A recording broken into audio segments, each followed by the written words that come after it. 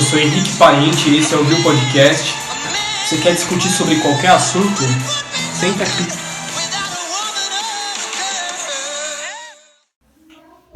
Viu Podcast, estamos aqui com o Valmor Alves, cara super gente fina, empreendedor, psicoterapeuta, coach, São Paulino. Vamos bater um papo. Pô, o São Paulo podia ficar de fora, né?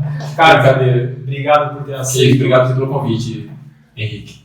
Valmor, de cara, essa é uma dúvida legítima minha. Certo. Qual a diferença de psicoterapeuta, psicólogo e psicanalista?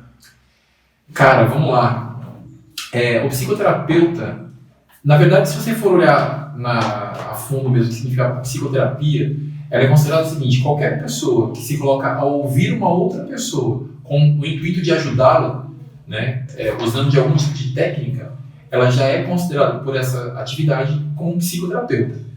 Obviamente que existem as áreas que você pode se aprofundando, estudando, para que você possa de fato dar um resultado real para a pessoa, tá? Mas efetivamente a psicoterapia qualquer um que se coloque a ouvir, que tenha formação em atividades holísticas, que seja formado na própria psicologia, né? E é que engraçado, né? Um psicólogo não é psicoterapeuta. Ele escolhe uma das áreas na área da psicologia para atuar, mas ele não é um psicoterapeuta. Mas ele pode, obviamente, ser por causa da formação dele. Mas, então, resumindo, um psicoterapeuta, pessoa que tem uma formação que possa dar uma base para ela em relação a ouvir uma pessoa de uma forma atenta com o intuito de ajudá-la. Isso já é a base da psicoterapia. A psicologia, ela tem como fundamento estudar mais a personalidade da pessoa, voltada para o passado, de entender o interior da pessoa, de entender a história dela, de ir um pouco mais a fundo nesse contexto seguinte: como que a história se formou, né? Da onde vem os traumas dessa pessoa. Então, normalmente o psicólogo vai se colocar para ouvir muito mais, para anotar muito mais, diferente da psicoterapia. A psicoterapia existe existe uma interação muito maior do psicoterapeuta com o paciente. A gente tem que tomar cuidado com o termo que eu uso, porque por não ser psicólogo, eu não posso dizer que o cara é meu paciente, mas vamos por ali o meu cliente. Vamos por ali meu cliente, né? Para depois os caras não ouvirem aí e falar: pô, tem um cara lá falando que é paciente dele, o charlatão é médico, né? Mas beleza. Então, assim, então existe uma interação muito maior entre o psicoterapeuta e o seu atendido ali, certo? Já na psicologia, existe muito mais interação do paciente e muito mais a parte de audição do psicólogo, onde ele passa mais tempo ouvindo, analisando ali as características da história daquela pessoa, para que então ele possa ter um pré-diagnóstico do que está acontecendo, e levar a pessoa a uma reflexão, mostrar para a pessoa aquilo que ela não está vendo, tá? E um psicanalista, ele já tem, de uma forma, inclusive até um psicólogo não pode receitar remédio, certo? Agora um psicanalista pode. Ele pode por quê? Porque ele se aprofunda muito mais na área não só da psique, mas também da parte de funcionamento mental mesmo, da parte de neurociência, da parte de substâncias químicas do cérebro, como que funciona, como são ativadas, enfim. Então o psicanalista, ele acaba indo muito mais fundo na parte não só das emoções, mas do próprio funcionamento da mente humana. Então, dentro do contexto da conversa, é ele que tem um entendimento de falar assim: cara, isso aí é um desequilíbrio não só emocional, não só mental, como também um desequilíbrio químico do cérebro. E aí é onde ele receita algum tipo de remédio para que você possa encontrar um equilíbrio em relação a isso. Existem algumas teses que não existe um desequilíbrio. Quando a gente fala sobre química cerebral, já tem muitos estudos que eu acompanho, que são fora do Brasil, que fala que não é bem assim, esse negócio de desequilibrou uma química no cérebro, dá um remédio para equilibrar. Não é bem esse contexto, mas enfim, isso acho que talvez seja até uma conversa, um outro bate-papo que é um pouco mais extenso.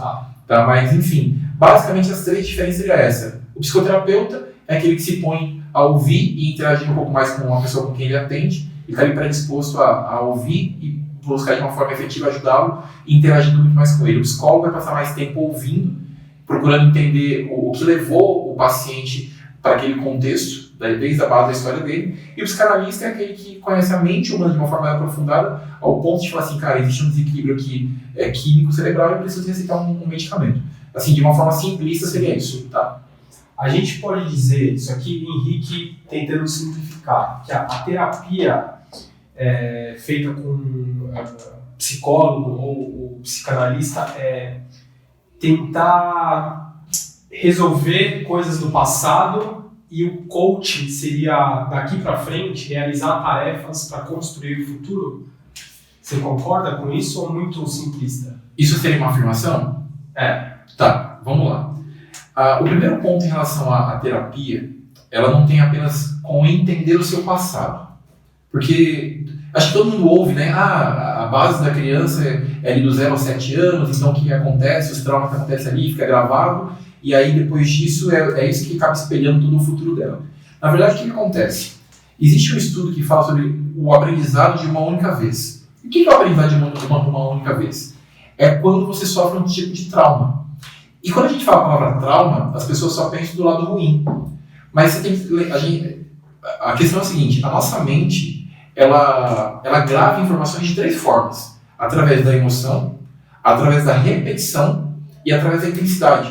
Ou essas 3 coisas juntas, ou as 3 separadas, tanto faz. Tá? Então repetição, intensidade e emoção. É assim que ela grava informação. Quando você passa por uma situação que é muito engraçada, ou quando é muito dolorosa, vamos para os 2 extremos, né? Muito engraçado ou muito triste, a sua mente ela grava isso para você, para que no futuro você não tenha que gastar energia para saber como é que você teria que fazer de novo para ter aquela informação. Ela já armazena isso para você. Ou seja, na verdade, isso é um tipo de trauma, mesmo as coisas boas. Consegue entender? É uma ruptura do teu sistema nervoso, onde conexões são feitas através dos seus neurotransmissores por conta daquele momento que você está vivendo, por causa da intensidade daquele momento, ou por causa da emoção, ou porque é algo que você repetiu muito. Fazer terapia é ficar pesquisando na infância. Então, veja bem, sim, aquilo que você vive na tua infância dá base para o teu futuro, tá? Realmente é um espelho. Mais ou menos assim, quando você não faz terapia, é como se você estivesse num carro, andando para frente e olhando para o retrovisor o tempo todo. Porque pensa o seguinte, a sua mente ela só pode funcionar da forma como ela funciona porque ela tem que ter uma base de referência. Por exemplo, se eu falar para você, Fusca azul, no que você pensa? Já vem pronto, né, na imagem. Elefante rosa com bolinha roxa. Já vem a imagem. E é engraçado que quando eu falo, é um gatilho.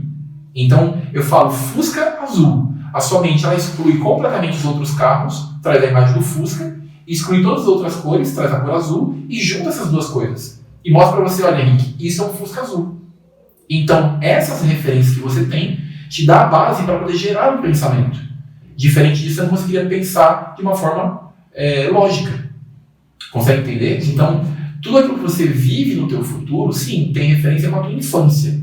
Mas nem tudo que aconteceu na tua infância é o que desenvolve a tua personalidade como adulto. Por quê? Porque a nossa mente ela passa por um processo que eu chamo de GED, né? Que chama generalização, exclusão e distorção. Então, por exemplo, eu conheci pessoas que tinham fobia de cozinha. A pessoa entrava na cozinha e tinha ataque de pânico. Não faz sentido nenhum, cara. Só que quando ele era pequeno, ele chegou num fogão, né? Ele era criança, ele encostou numa tampa quente. A hora que ele foi encostar, a mãe deu um grito para falar que não era para encostar, ele encostou, queimou, a mãe gritou, ele chorou, virou todo aquele fuzuê ali no momento, e aí o que aconteceu? Gravou na memória dele. Superfície quente, queima. Só que aí o que a mente faz? Com o passar dos anos, a mente exclui aquela informação. E ela generaliza para você. Para quê? Você, Henrique, por exemplo, hoje, quando você chega perto do fogo, você precisa ficar olhando para o fogo e pensar, não, tem que manter distância porque o fogo queima? Não precisa mais, né? Não precisa mais. Por quê? Porque a sua mente diz o seguinte, ó, se está quente, mantenha distância. Por quê? Porque em algum momento da sua vida, você passou por um processo desse, de encostar numa superfície quente.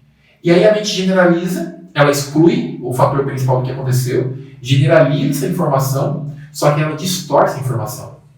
E esse distorcer que é o problema. Então essa pessoa que tinha fobia da cozinha, quando ela entrava numa cozinha, o que ela via? Ela não sabia de onde foi a fonte primária do susto dela.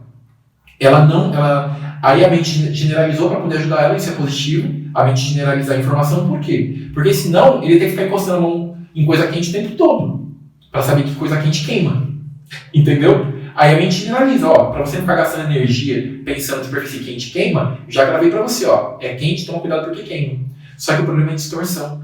Então, como ele era pequeno, ele olhou para aquele forno quente e viu um monstro gigantesco. E aí o que acontece? A pessoa chega na cozinha, automaticamente qual que é o gatilho? A cozinha. A cozinha, o cheiro do bolo, o fogão quente, seja lá o que for. Ele viu automaticamente esse gatilho acionado. E isso no caso da infância dele. Tá? Mas então o que acontece? A distorção que a mente ela faz é no processo que você vive como de vida, da adolescência até a sua fase adulta. Então, necessariamente, não quer dizer apenas que o que você viveu no teu passado, na tua infância, fez com que refletisse o teu futuro. Então, coisas que você vive na infância, na adolescência, na fase de juvenil, na fase adulta, inclusive, interfere também. Consegue entender? Só que o problema é que o processo tudo vai sendo distorcido. Entendeu? Isso, então, é o que se diz em relação à terapia. Então, é uma verdade absoluta que a terapia foi feita para você apenas estudar o passado? Não. Porque, veja bem, você como adulto tem escolhas. Você pode fazer escolhas. Isso, até te interrompendo, você conhece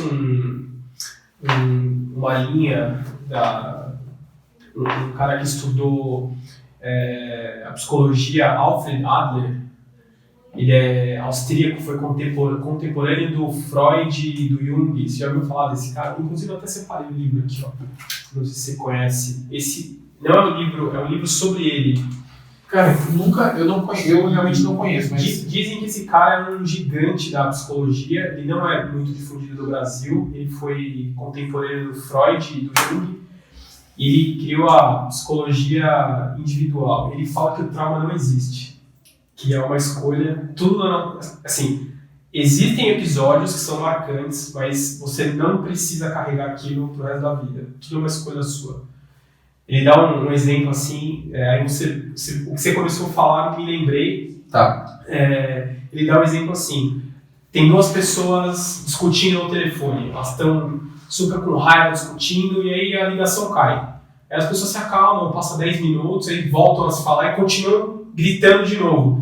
Então ele fala, aquele estado de raiva é uma escolha, porque assim que a ligação caiu, ela se acalmou, fez uma outra coisa e depois voltou a ficar com raiva de novo. Então assim, ela escolheu de alguma maneira que ela queria brigar com aquela pessoa. Ela poderia ter escolhido uma outra atitude ou um outro estado.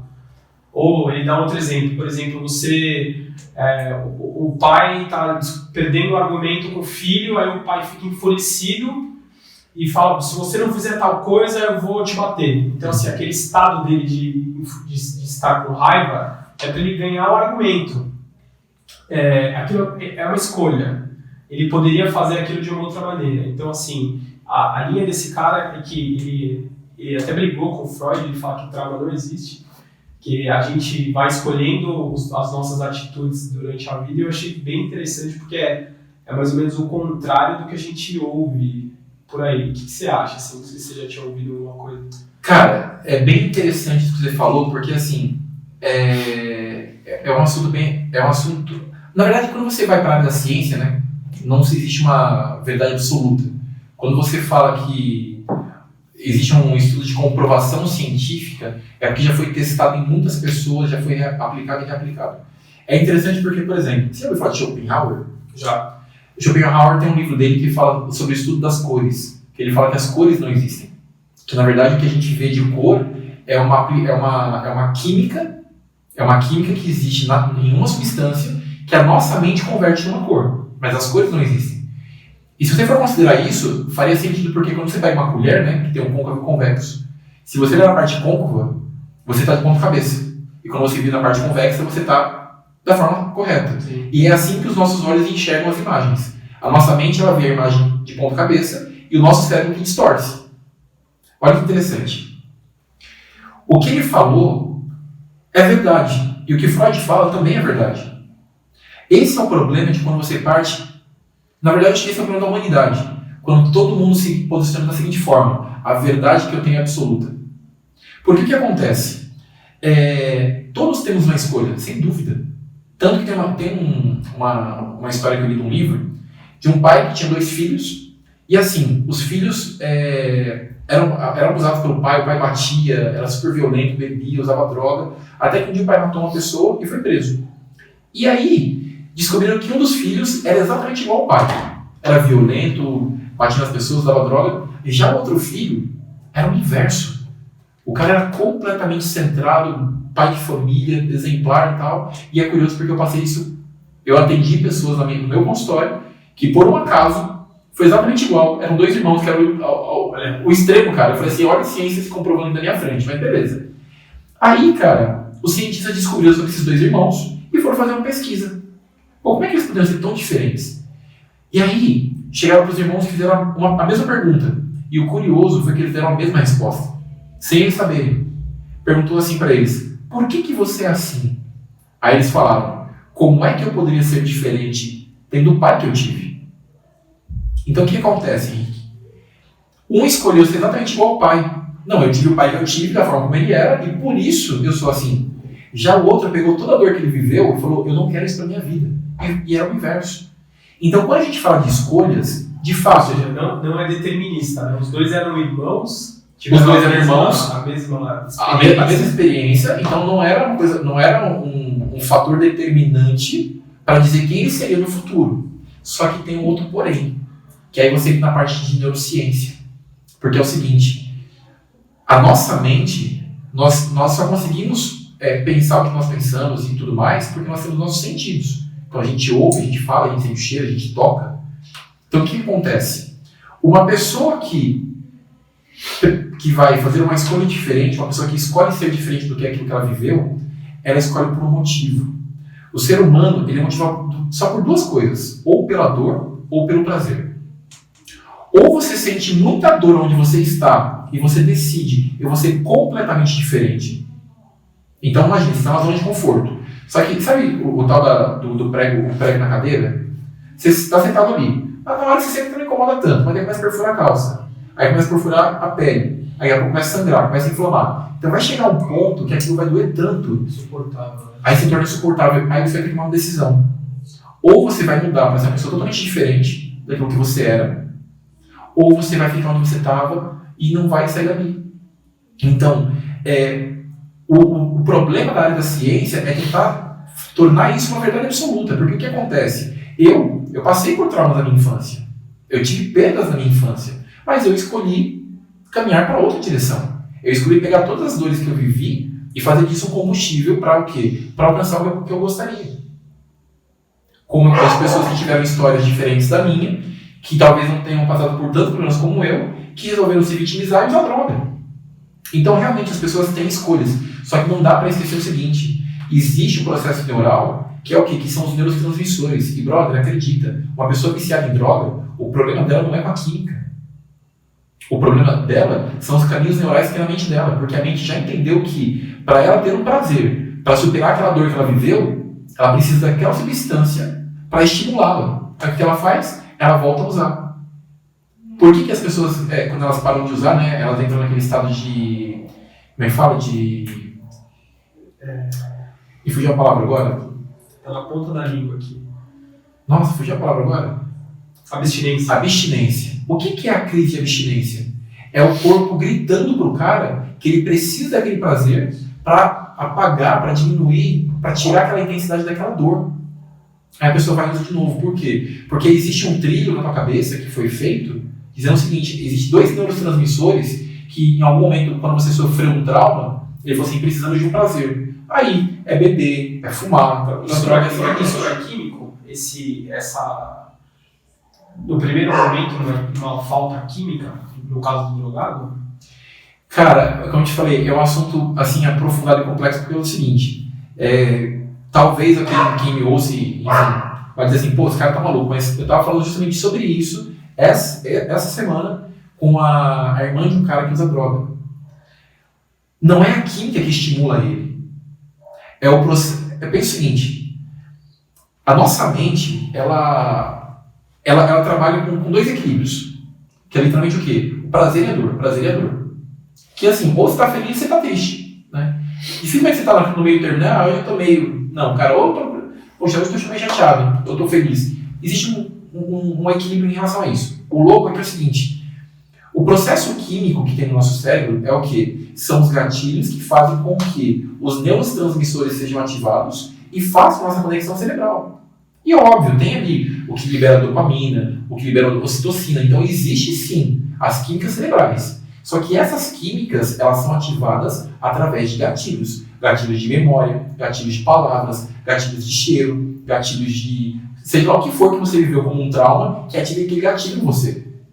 Por exemplo, a pessoa que meio que foge da casinha e começa a ficar pinel e bater parafuso, é porque o que acontece? Tem uma glândula na nossa mente chamada pineal. Essa glândula é a glândula responsável pelos nossos sonhos. Então, quando a gente deita para dormir, o que acontece? Nós não entramos, nós não apagamos, nós entramos no estado de coma induzido. Entende? Então, o nosso corpo ele passa por um processo químico. A pupila dilata, absorve mais a parte da escuridão, e aí vai passando um processo químico no cérebro que vai nos induzindo ao sono. Beleza, aí você dorme. Para que a sua mente, inclusive, não pare, quando você dorme, para você não entrar no estado de coma, essa glândula ela é ativada e ela começa a liberar uma química que faz o quê? A conexão entre os nossos neurotransmissores. E essa conexão faz com que a gente tenha os sonhos e por aí vai. Mas só que o que acontece? O nosso cérebro ele produz também uma outra química para equilibrar essa química que essa glândula libera. Tem um chá chamado chá de ayahuasca, que uma vez eu quase caí num negócio desse, velho. Cara, que eu ouvi falar. Já ouviu falar? Experiência, é coisa de índio, né? Isso é uma coisa indígena. Um amigo meu falou assim, cara, é um negócio muito legal, tal, pra você que gosta dessa área espiritual, tal. Aí eu falei, cara, eu vou pesquisar, né? Eu falei, pô, porque você coloca o teu inconsciente pra fora e não sei o que. Eu falei, beleza, eu vou pesquisar. Cara, eu fui ver, é um tipo de alucinógeno. Sim. É um alucinógeno. O que esse alucinógeno faz? A substância que tem nesse chá, ele bloqueia a contra-substância que o cérebro produz para equilibrar a glândula pineal. Ou seja, você sonha acordado. Se eu fechar o olho, eu continuo vendo do mesmo jeito. Entende? Então, existe sim os processos químicos. Mas o que estimula esses processos químicos é aí que está a chave. Entende? São os gatilhos. São os gatilhos. Então, a dependência que o cara... São os gatilhos e os trilhos que são criados. Por exemplo, você viu o que acontece com a grama quando alguém passa sempre no mesmo lugar? Faz um caminho, né? Mata a grama. Aquilo ali é o que é o nosso cérebro. Porque o nosso cérebro trabalha com pulsos elétricos. Só para você ter uma ideia, cada conexão entre um neurotransmissor e outro, ele gera, em média, 12 volts. É porque a nossa elétrica do corpo ela é eletrostática, né? Não é igual a elétrica de voltagem, né? É uma eletricidade eletrostática. Mas aquela ideia da lâmpada seguir a cabeça, sabe? Aquilo ali é um estudo científico que é real. Se conseguisse transformar a energia do nosso cérebro em energia elétrica, acenderia uma lâmpada. Que louco, né? É louco, né, cara? Por quê? Porque o cérebro consome 20% da energia do nosso corpo. 20%. Entendeu? Então, o que acontece? Resumindo, né, voltando para a resposta aqui. Cara, é verdade que o trauma não existe? Não, o trauma existe. O que é o trauma? É a gravação de uma informação de uma forma direta. Seja ela boa ou ruim. Então, assim, se dá o nome de trauma, mas a pessoa precisa repetir aquilo que ela viveu? Ela está fadada a... Ela está fadada àquilo? Não. Só que aí depende do quê? Depende do nível que ela está de dor. Porque assim, ou ela encontrou uma nova fonte de prazer para não continuar vivendo aquilo, ou a dor que ela vai viver ali vai ser tão intensa que das duas uma. Ou ela vai tirar a própria vida, ou ela vai se motivar para sair daquele estado e ir para um estado muito melhor. Entendeu? Então, as duas coisas são verdades. O problema é que, né, aí no campo da ciência, quem quer ganhar mais credibilidade fala, não, essa aqui agora é a verdade absoluta. E a gente sabe que, cara, não existe verdade absoluta, né? Legal. Ó, podemos dizer assim, tem áreas do conhecimento que você pode utilizar para você mesmo. Vou dar um exemplo aqui. O cara é arquiteto, ele poderia projetar a própria casa. Uhum. O cara é um administrador de empresa, ele poderia usar esse conhecimento para ser o administrador da sua própria empresa. Agora, eu sempre ouvi que um coach, um psicólogo precisa ter o seu... O coach precisa ter o seu coach. O psicólogo precisa ter o seu... Assim, é impossível a pessoa que consegue ajudar outras pessoas não consegue se auto-gerir seus próprios problemas? Cara, isso é bem interessante porque é o seguinte, eu tenho a minha psicóloga, eu faço terapia, inclusive, se tiver ligado no meu celular ainda, tá ligado. Se tiver alguém me ouvindo ao vivo aí, cara, se for passar com um psicólogo, primeira pergunta que você tem que fazer pra ele, viu, qual é o nome do seu terapeuta? Porque se o seu psicólogo não passar por um processo com outro psicólogo, cara, acredita, o cara não tá equilibrado pra te atender. Isso que eu queria entender, por quê? Porque é o seguinte, Henrique, de 80% a 90% do que a gente faz é com o inconsciente. A pessoa fala assim, eu sou muito racional. Acredita, cara, não é. Você não é racional. Porque o que acontece? A nossa mente, ela foi projetada para não gastar energia. Sim. Ponto. Tem um motivo para isso também, mas eu acho que tem uma outra conversa. Mas a nossa mente foi projetada para não gastar energia, certo? Então a nossa mente, ela entende que é um gasto de energia muito grande você ficar repetindo alguma coisa que você já sabe. Por isso que quando tem emoção, quando tem intensidade ou tem repetição, ela grava essa informação para você. Porque senão toda vez que você fosse dirigir, você tem que aprender de novo como é que coloca a chave, como é que engata a marcha, como é que pisa na embreagem. Então ela grava isso para você. Primeiro ponto, beleza. E por que a dificuldade desse autogerenciamento? Porque quando o meu consciente tenta falar com o meu inconsciente, na verdade, aí a mente ela entra num processo de autossabotagem. Por quê? Eu sei o que me faz bem, eu sei o que me faz mal. Só que meu inconsciente, pensa o seguinte, se eu soubesse que o que está aqui dentro, eu gosto muito, mas me faz mal, o meu inconsciente ia tentar me provar de toda forma que não é tão mal assim. Vai lá, cara, pode continuar, usa. Então o que acontece? O máximo que você consegue é o seguinte, é ter inteligência emocional. Eu estou dizendo isso para você porque eu passei por isso. Eu tentei fazer autoanálise comigo. E eu jurava que estava abafando, né, cara? Nossa, estou conseguindo me autoanalisar e estou de boa. Não estava. Por quê? Porque o processo dos gatilhos que acontecem é um processo de autossabotagem. Sua mente te sabota o tempo todo. O tempo todo. Agora, a diferença é que quando você passa com outro profissional que faz você olhar de fora o que está acontecendo, aí você toma uma consciência em relação a isso. Você não consegue reconhecer, assim, curiosidade do dia a dia, atitudes ou até gatilhos que você fala, pô, eu sei que isso não está certo, eu sei o que eu estou fazendo. O próprio profissional não consegue reconhecer isso na vida? Cara, é assim, que é mais ou menos assim. Por exemplo, eu sempre fui muito estressado. Há anos atrás, era muito estressado. O processo de fazer terapia e encontrar o autoconhecimento e conseguir gerir as minhas emoções, o que acontece comigo hoje? Quando alguém me tira do sério, automaticamente a minha mente ela projeta para mim aquilo que eu quero fazer. Então imagina o seguinte, estou discutindo com alguém grita comigo. A minha mente hoje ela me projeta gritando com aquela pessoa.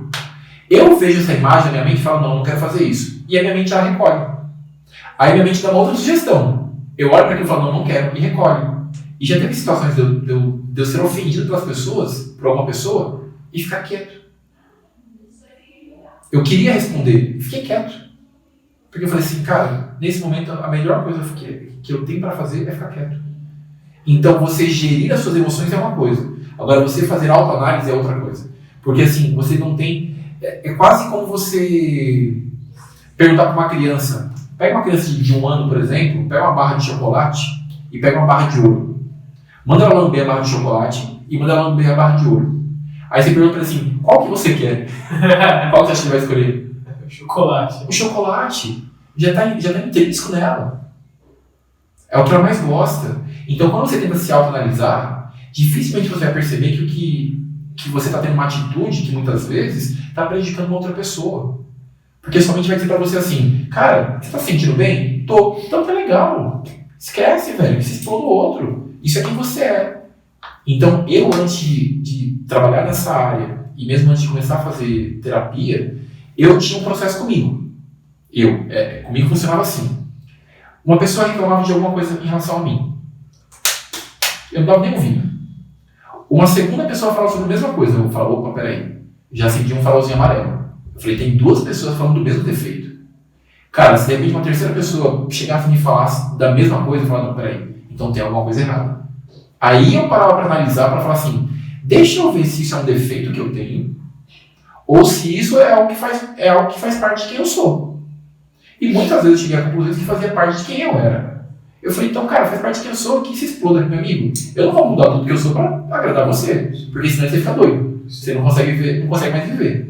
Só que também o que acontece? E muitas vezes nessa minha autoanálise era um defeito. E como é que eu descobri? Quando eu comecei a perceber as pessoas se afastando. Aí eu falei, opa, peraí. Então não estou me analisando. Eu achei que eu estava. Então a gente passa por esse processo de autossabotagem, por isso é tão difícil de você se autoanalisar. E outra, quando você é profissional da área, é pior ainda, porque, por exemplo, eu tenho técnicas que eu uso para ouvir o problema das pessoas e não absorver isso para mim. Então já tem pessoas que foram abusadas meninas que foram abusadas pelo avô e o pai queria matar o pai queria matar o pai que fez aquilo. Cara, achei uma família assim, totalmente destruída com o que estava acontecendo. E aí, o que eu fiz? Cara, eu não posso absorver aquilo para mim.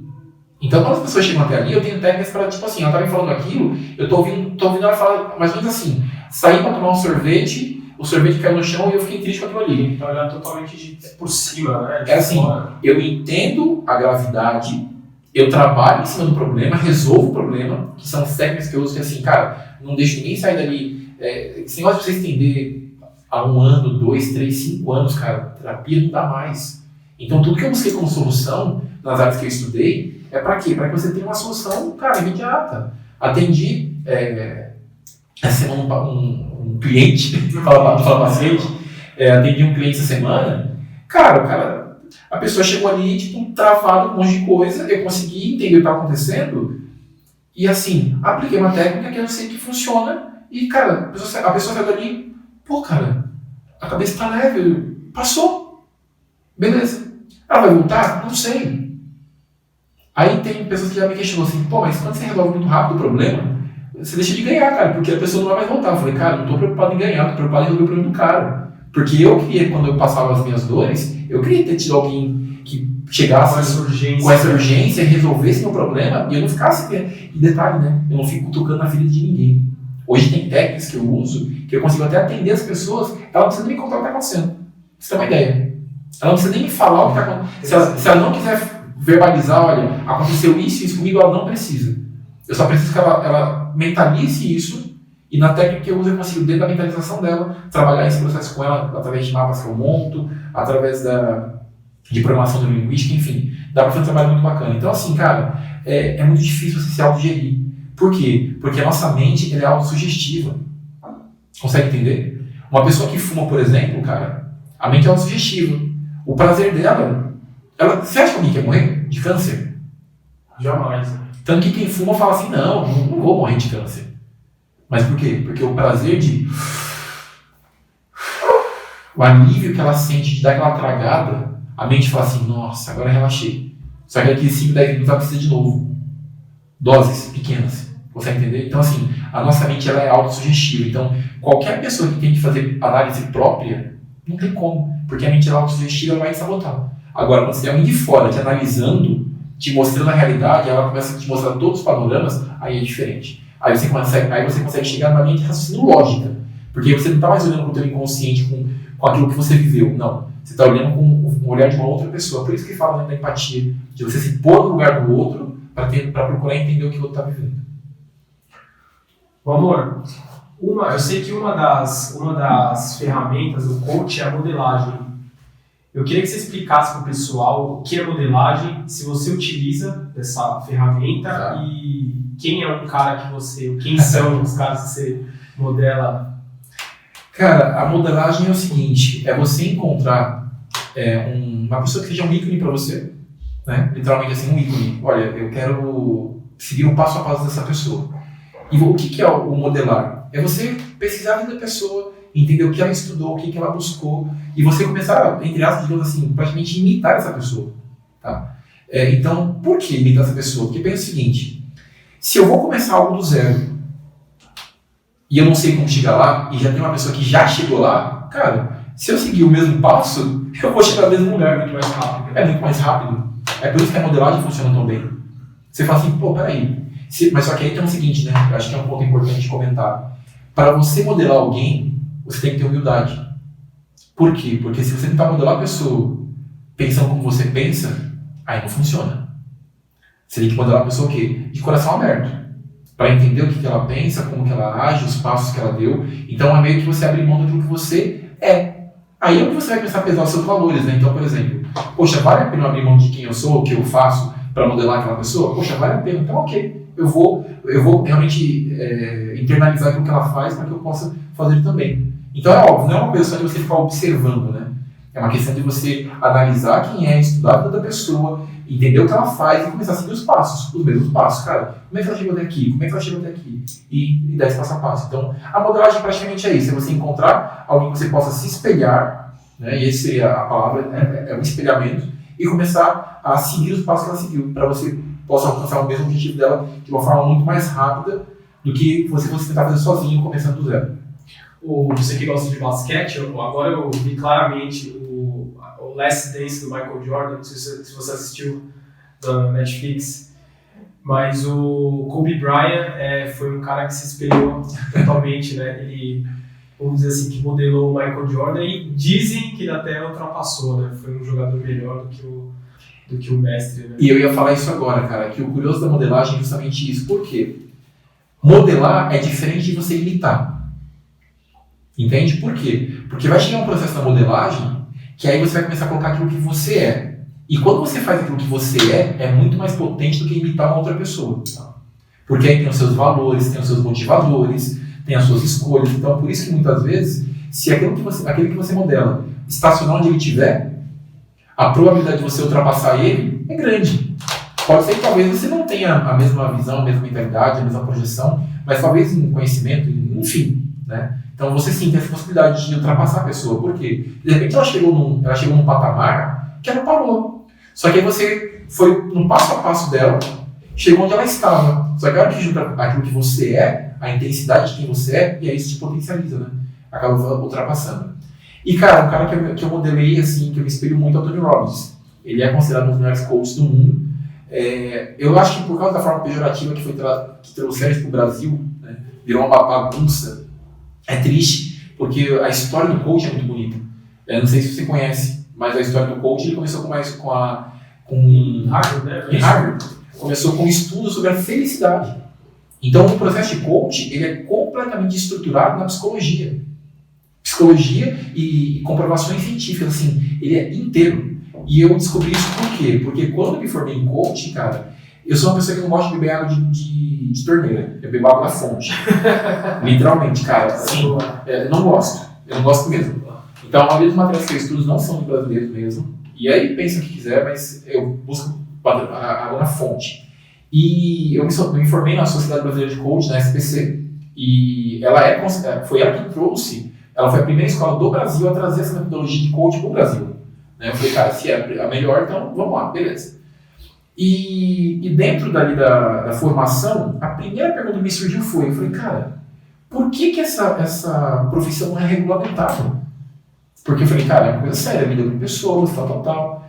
Eu fiz a minha formação, falei, peraí, isso aqui pra mim não é suficiente para eu trabalhar com pessoas. Então eu fiquei mais um ano e meio me aprofundando em estudos, para então eu me sentir preparado, falei assim, agora eu me sinto preparado para poder trabalhar com alguém.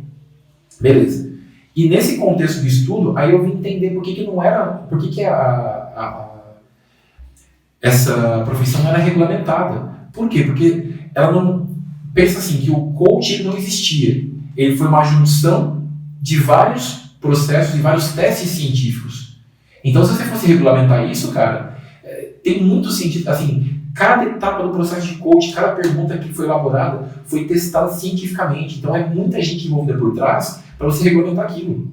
Quanto custaria, sabe, se os familiares tiverem direitos autorais disso, quanto custaria? Ficaria uma coisa assim, surreal. Então, ou seja, não tem como regulamentar. Até eu ouvi um tempo atrás que estava num processo de tentar regulamentar o coach, que aí começou a brotar coach do chão, né, cara? Talvez até empobreceria, né? Se colocasse assim uma fronteira até aqui, talvez limitasse um pouco a... Mas olha, da forma como se expandiu o coach no Brasil, eu acho que eu prefiro que tivesse sido limitado do que deixado da forma como foi. Porque o que acontece? Cara, eu conheço história de coach que estava prescrevendo remédio. Não dá, né? Cara, é muito fora da casinha. Tudo bem que o processo do coaching é estruturado na psicologia, mas, cara, não dá. Sabe, o processo de psicologia tem a ver com você ouvir. O psicanalista, ele estudou para entender o processo químico, inclusive, do funcionamento da mente humana. O processo de coaching foi estruturado para te questionar através de perguntas. E ponto. E, cara, você não está pronto para prescrever remédio para ninguém. Cada um no seu quadrado. No seu quadrado, você não é médico. Então, nesse aspecto, eu acho que até preferia que tivesse sido restrito. Mas aí, cara, então, eu me aprofundei e entendi. Eu falei, agora tem por que não é regulamentado a profissão em si, né? Então, dentro desse contexto, cara, foi muito bom para mim, por quê? Porque nesse me aprofundar, eu consegui encontrar outras respostas, que foram as ciências que eu estudei por causa de quem? De quem eu estava modelando. Então, quando eu comecei a estudar a vida do Tony Robbins, quem ele era, onde ele se formou, qual foi o primeiro curso, como é que ele começou, aí eu cheguei justamente na base do que ele estudou e foi tudo que eu estudei. E por isso que hoje, quando eu atendo, eu consigo resultados em 2, 3 sessões, dependendo do caso.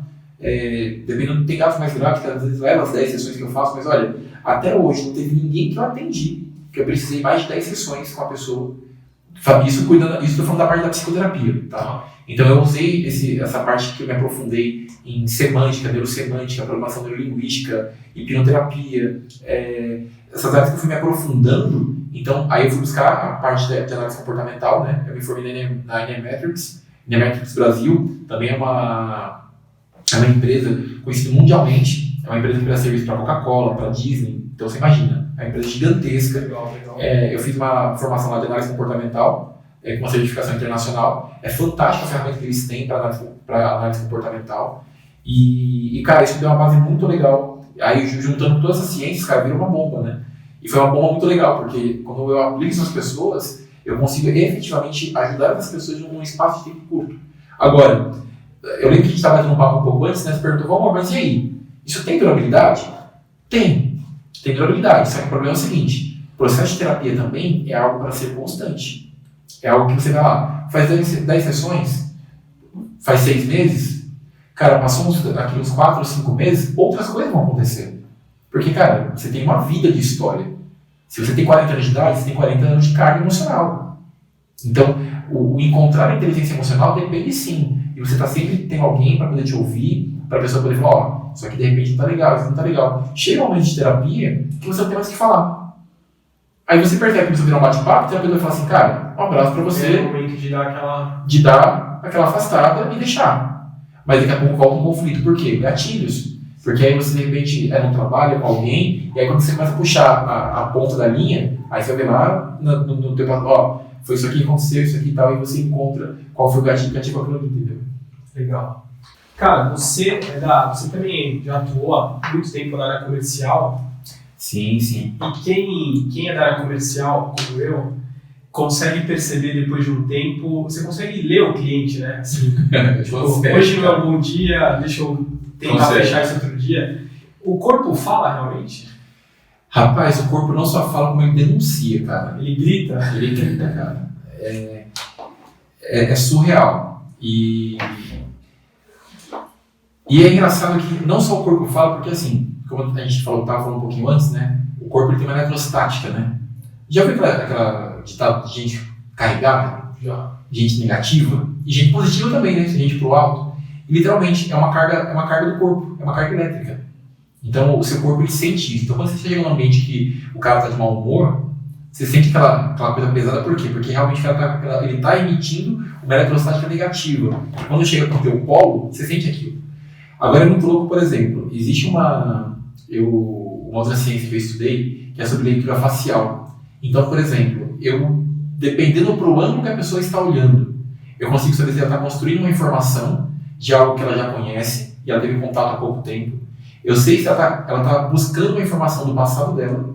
Eu sei se ela está mentindo, porque ela está construindo uma informação que não existe e está passando para mim.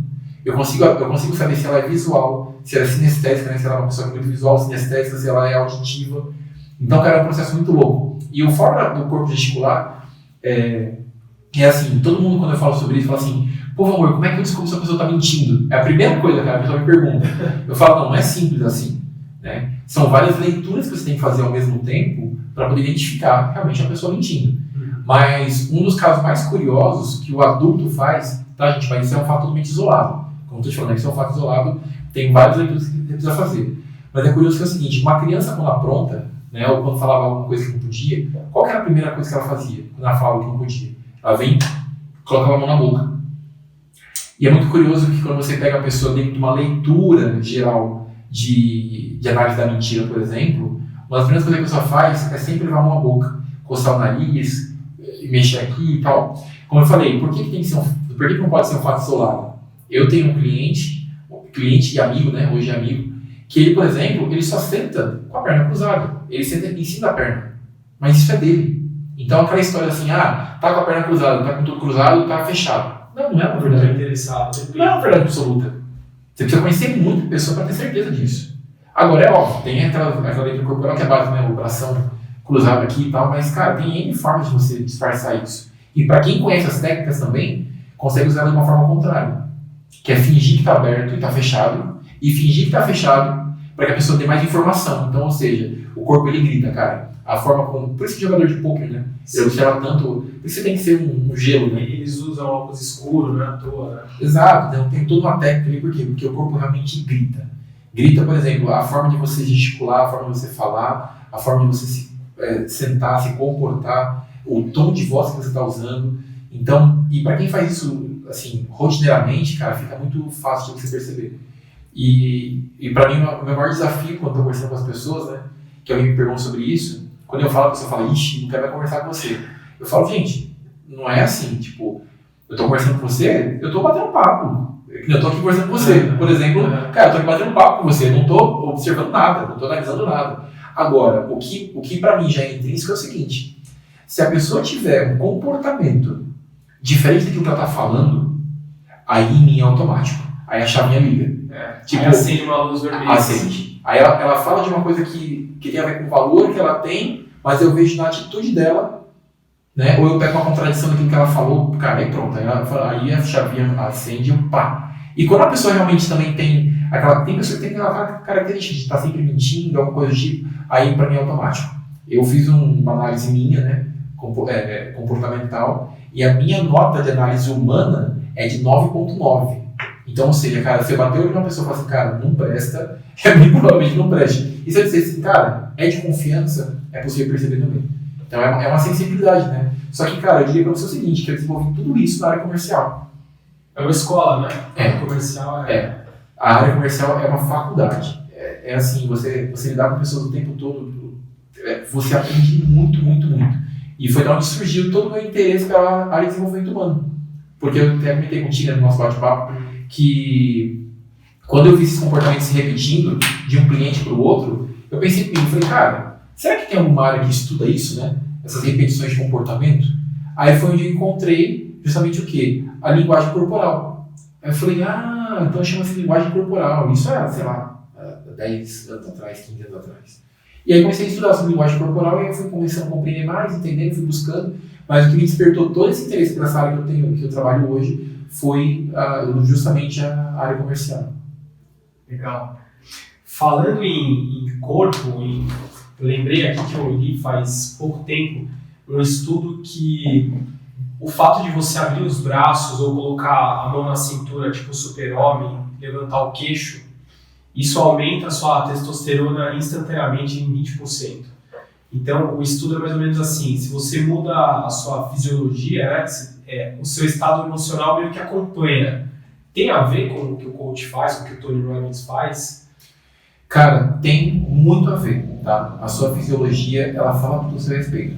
Tanto que aqui, a gente está aqui conversando. Se você começar a soltar, eu soltei meus ombros aqui, eu já me senti desanimado. É automático, a fisiologia do corpo ela fala muito. Então, por exemplo, quando você vê esses treinamentos com coach e tal, que os caras batem palma e tal, por quê? Não é simplesmente para ser oba-oba. É para você liberar o teu corpo, a adrenalina, liberar a endorfina, é para te levar para um estado muito melhor emocional, para que você esteja aberto para receber. Então, por exemplo, o Anthony Robbins, por exemplo, ele não entra no palco antes de quase 1 hora. Ele já tem os coaches que acompanham ele, os caras estão quase 1 hora, fazendo o povo pular, gritar, dançar e tal. Tem uma preparação. Tem uma preparação. Então, assim, e ele sente a vibração. Quando ele vê que o pico está alto, aí ele entra. Aí ele entra, tal, encerra o pessoal, aí senta e começa a trabalhar. Então, a fisiologia do corpo, ela realmente ela influencia muito. Você andar com o peito aberto, o queixo levantado, você sente uma sensação de importância, né? Agora, quando você está ali com os braços fechados, cabeça baixa, você realmente, as emoções elas sentem essa fisiologia assim. É algo muito, muito importante. Tanto que eu aplico isso muito em mim. quando eu tô caminhando na rua, eu lembro que nos momentos que eu passei as maiores dificuldades da minha vida, eram os momentos que eu andava mais de peito aberto e com a cabeça levantada. Porque para que eu não me sentisse naquele estado derrotista, cara, eu estufava o peito, pisava firme, olhava pra frente, tanto que as pessoas me conheciam, me viam na rua, falavam, pô, cara, essa pessoa do meu lado me cumprimentou. É porque eu não olhava pro rosto de ninguém, eu olhava pra frente. Tava sempre assim, com o olhar, sabe, como se estivesse olhando pro horizonte, passo firme, cabeça erguida, peito estufado, ombro erguido e andando reto. Justamente para quê? Para que essa fisiologia me desse aquele ânimo e falasse assim, cara, independente do que eu tô passando, isso aqui vai passar e eu vou realmente alcançar aquilo que eu tô buscando. Então é muito interessante. A fisiologia, ela realmente influencia muito as nossas emoções. E você consegue reconhecer com certeza você consegue, mas chega para você pessoas com problema de ordem espiritual e você fala, cara, esse cara não precisa de um terapeuta, ele precisa ir para a igreja, sei lá. Cara, eu já atendi muitas pessoas assim e é muito curioso, porque quando você acredita em Deus, você acredita e você vive num plano espiritual, você está voltado para essas coisas, é curioso porque uma vez me falaram assim, bom amor, sempre irá aparecer pessoas para você atender com base naquilo que você já passou e viveu. E de fato é o que tem acontecido. Então, desde as pessoas que chegam a mim com problemas de ordem espiritual, quanto pessoas que chegam a mim com ordem emocional. E hoje eu já tenho até as perguntas formuladas para identificar. Eu consigo identificar.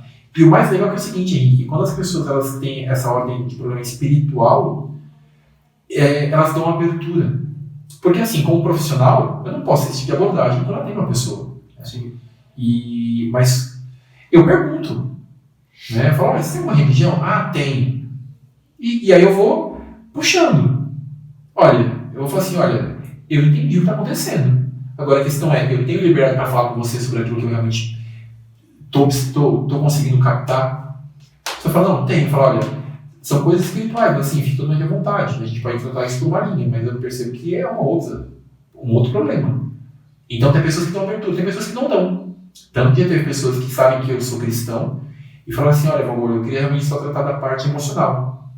Eu falei, sem problema. Não vamos cruzar essa linha. E é um direito, né? Não é nem só um direito, digamos, é um direito da pessoa e um dever meu, né? Respeitar, porque eu sou profissional com aquilo que eu faço. Se a pessoa realmente é algo que ela quer como informação, eu tenho. Se é algo que ela não quer, essa linha não vai ser cruzada. Né? Embora mentalmente ali eu estou sempre em conexão. Para quê? Para poder ter essa sensibilidade de ouvir realmente, né? Porque às vezes o que a pessoa fala não é o que ela realmente gostaria de dizer. E isso é até gostoso, porque quando você lida com o mundo espiritual, você tem uma conexão, uma sensibilidade maior de você sentir a pessoa. Não é simplesmente ouvir, mas é sentir o que o corpo está falando, o que a mente está tentando dizer, que a boca não consegue. Entendeu? Você acha que tem um grau de importância entre o espiritual, o físico, o emocional, ou isso tudo precisa estar equilibrado? Olha, eu não consigo ver uma outra forma de haver equilíbrio. Tá? Eu particularmente.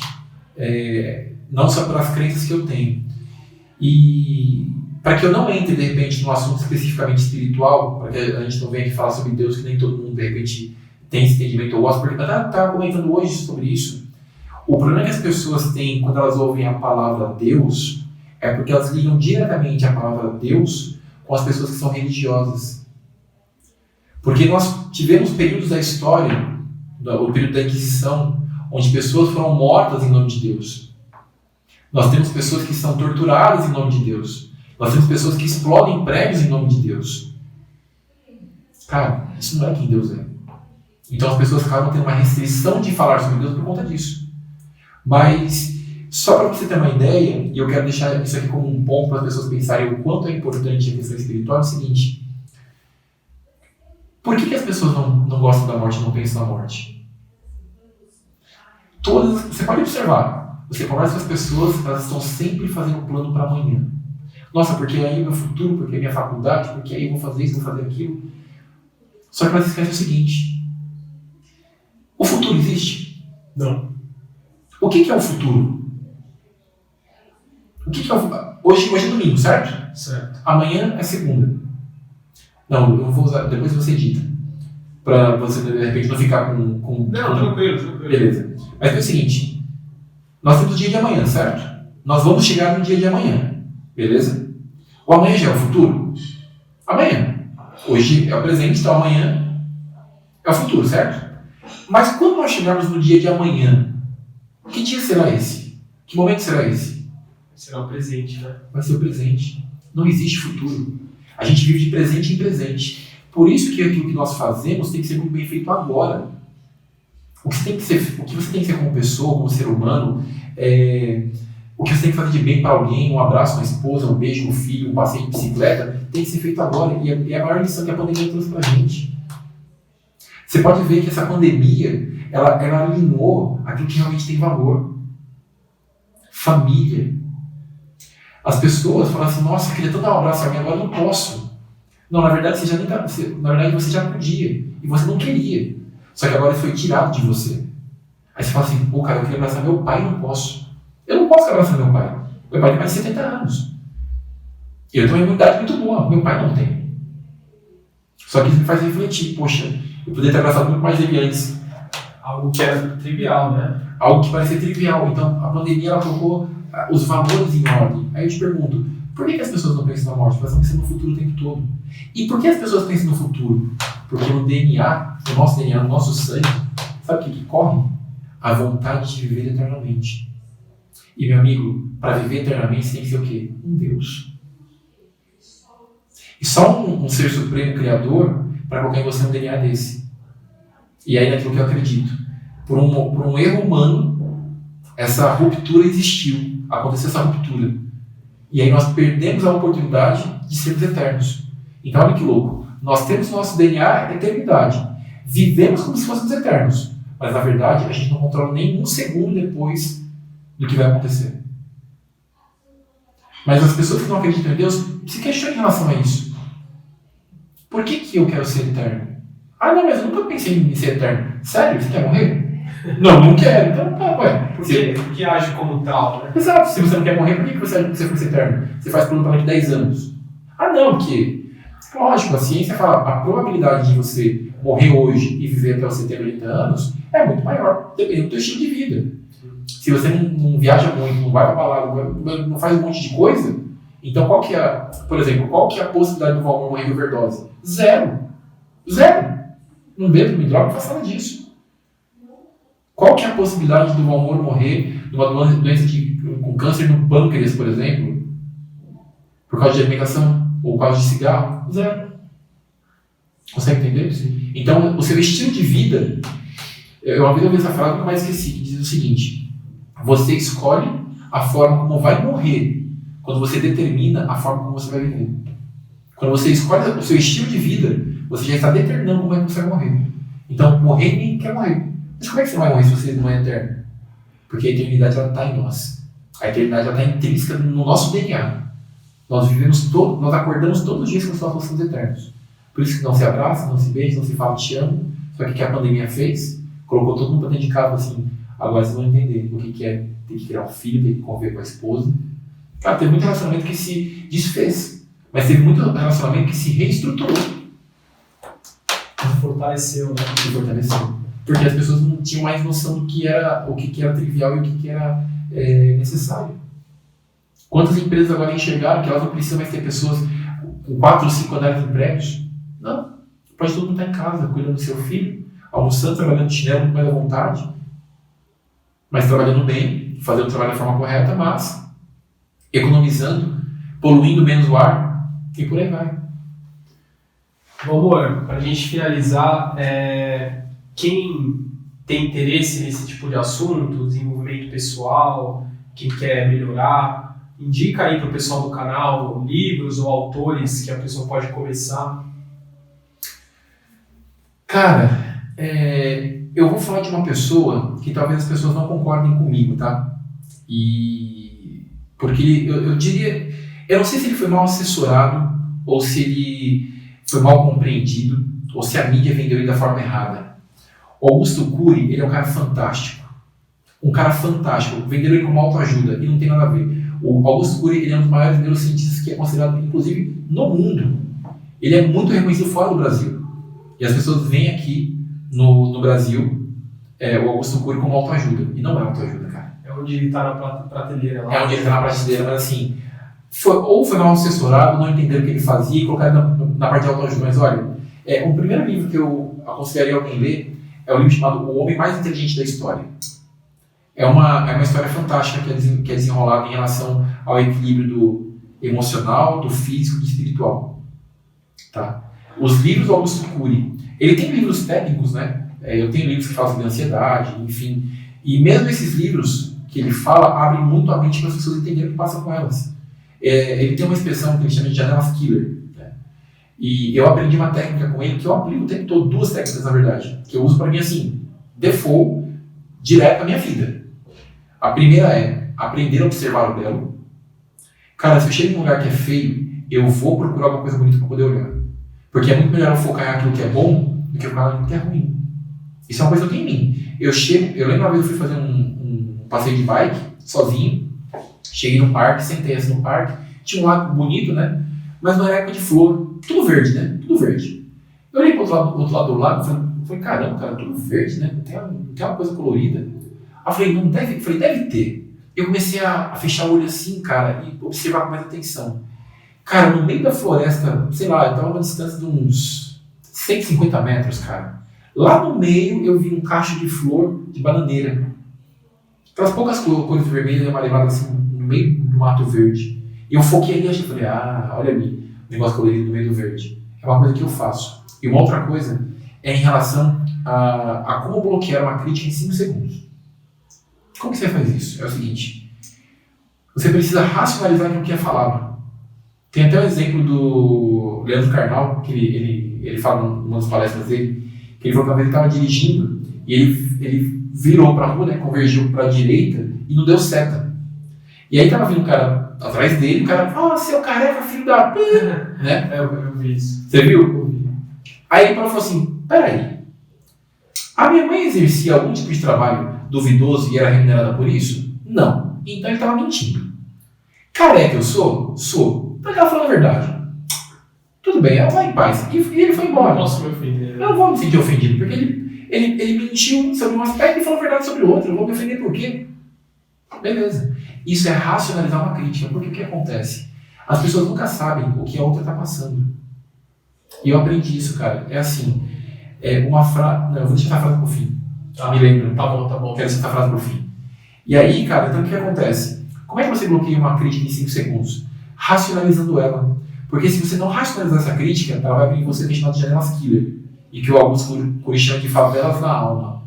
Porque é o seguinte, quando você não racionaliza a crítica, automaticamente a palavra que foi falada, a sua mente vai buscar uma referência, vai criar uma imagem e vai armazenar na tua mente.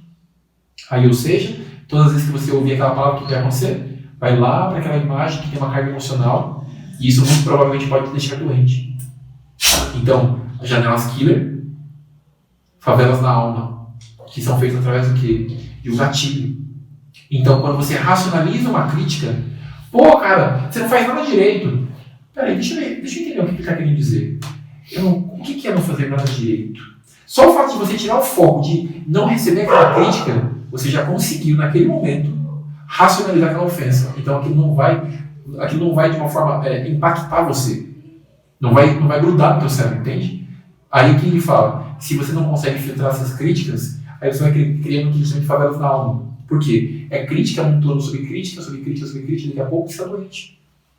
Entende? Você está doente. Então, eu aprendi essas 2 técnicas com ele, coisa que eu uso desde quando eu comecei a ler os livros dele. Então, assim, tirando os livros técnicos dele, que é sobre ansiedade, sobre depressão, enfim, cara, eu aconselharia qualquer livro que você vê do Augusto Cury, que não seja de temas técnicos, pode comprar sem medo, cara, porque ele é fantástico. Por exemplo, o Vendedor de Sonhos. Eu assisti o filme, eu li o livro. É uma história fantástica. Que você tira lições de vida, você muda o seu mindset, você começa a entender o que é você buscar equilíbrio, você começa a entender o que é valor. Então, eu vejo que é um dos escritores que eu gosto de ler, por quê? Porque ele tem uma linguagem popular que eu digo assim, de fácil interpretação, de fácil entendimento, e, cara, a criatividade dele para falar a respeito de assuntos assim, que é misturar a ficção com a psicologia, é fantástica. Então, seriam os livros que eu pessoal do canal, Augusto Cury, recomendação aqui do Valmor. Valmor, manda uma frase aí que você deixou pro final. Cara, tem a ver com empatia. sabe? A gente acabou de falar que né, a crítica, a ofensa, às vezes você chega, o patrão fala pra você aquilo que quer falar, tal. Você fala, pô, esse cara não presta, esse cara é um bruto, tal. Cara, eu vi uma frase e eu carrego isso pra minha vida. E eu tomei isso como lição de vida. A frase diz o seguinte: nunca trate uma pessoa da forma como ela te trata, porque você não sabe o que ela está passando. Nunca. Quando você se coloca dessa forma, você fala assim, poxa, mas não é justo, a pessoa também não sabe o que eu estou passando. Mas aí que vem a empatia, você também não sabe o que ela está passando. Então assim, nunca trate a pessoa igual. Sabe? Sempre trate com respeito aquele que te maltrata, porque você não sabe o que ele está passando. Às vezes, cara, no trabalho, você tem um amigo do lado que está com câncer, e você não sabe. Fui na igreja hoje, um amigo meu da igreja que eu não via fazer bastante tempo, o cara contou hoje, pô, fui sequestrado.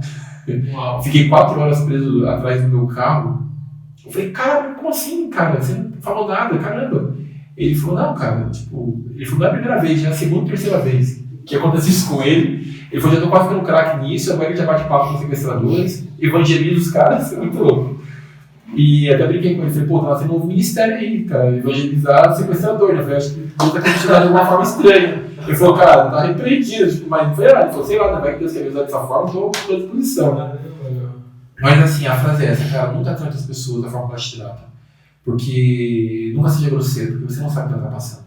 E isso é ter empatia, é você olhar para o ser humano. E hoje, Henrique, eu costumo sempre dizer para as pessoas que eu convivo, quando elas chegam para mim e falam assim, ah, fulano é estranho. Eu falo, cara, acredita, fulano não é estranho. Fulano tem uma história, assim como você tem a sua. Hoje, cara, eu me considero meio tipo o Neo. Lembra o Matrix? Sei. Que o Neo olhava assim, ele só via os risquinhos verdes passando. Eu sou igual. Eu olho para as pessoas hoje, eu não vejo mais ser humano. Eu só vejo comportamentos. Eu vejo reflexos de comportamentos. Então, isso é muito mais. Isso faz a minha vida ser mais leve.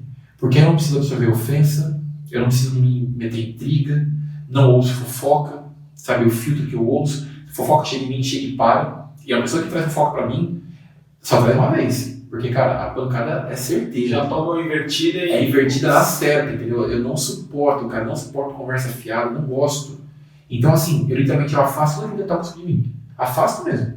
Inclusive amigos. Pessoas que eu vejo que não estão me agregando, cara, que trazem conversas tóxicas, conteúdo tóxico, eu vou parar devagarzinho, eu vou voltar e afasto. Por quê? Porque não me agrega. Não é que eu quero ser exclusivo, mas eu sei que eu estou buscando para a minha vida. Nós somos aquilo que nós nos alimentamos.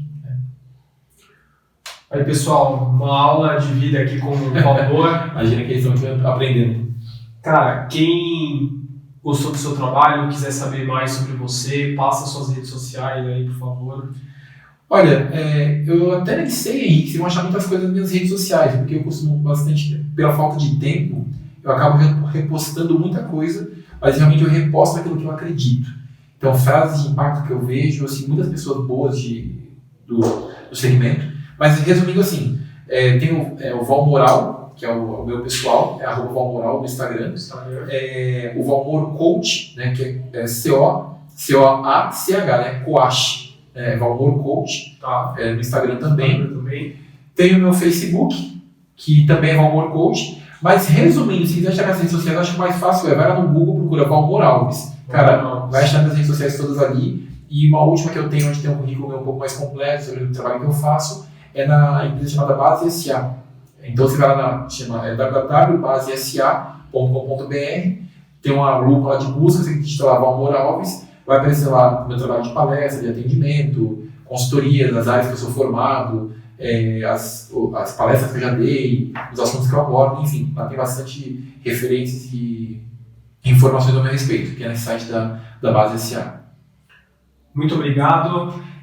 Pessoal, acabamos de ter uma aula aqui com essa enciclopédia aqui do desenvolvimento pessoal, Tony Robbins brasileiro, e sigam ele. Se você gostou do conteúdo, considere se inscrever. Tem algum comentário, deixa lá no YouTube. Amor, obrigado, cara. Henrique, obrigado pela oportunidade, obrigado por convidar. E é sempre bom poder compartilhar aquilo que a gente conhece com outras pessoas, que eu acredito muito, cara, que o autoconhecimento, ele faz com que a gente cresça e desenvolva, e a gente vai ter um mundo muito diferente.